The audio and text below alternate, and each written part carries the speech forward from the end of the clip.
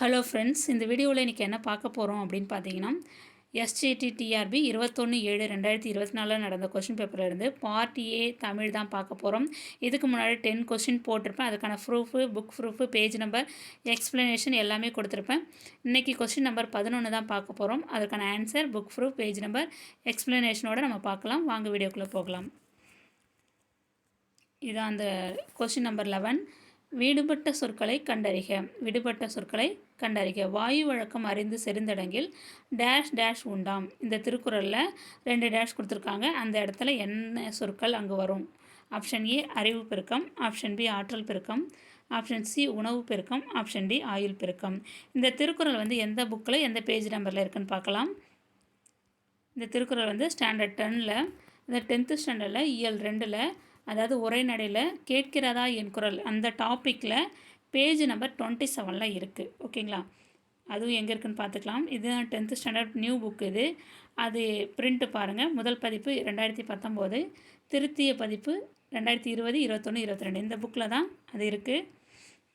இயல் 2 கேட்கிறதா என் குரல். இது உரைநடை. இதில் பேஜ் நம்பர் 27ல் அது இருக்குது பாருங்கள். அந்த திருக்குறள் தான் இருக்குது. இந்த திருக்குறளை யார் சொன்னது அப்படின்னு பார்த்தீங்கன்னா ஔவையார் சொல்லியிருக்கார். ஔவையார் சொன்னது தான் இது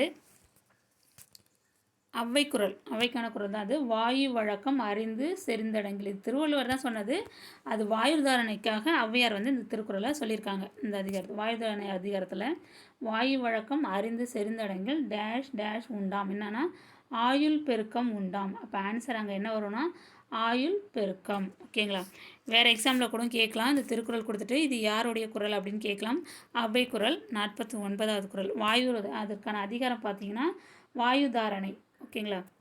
இப்போ இதுக்கு ஆன்சர் என்ன அப்படின்னு பார்த்தீங்கன்னா ஆப்ஷன் டி ஆயுள் பெருக்கம்.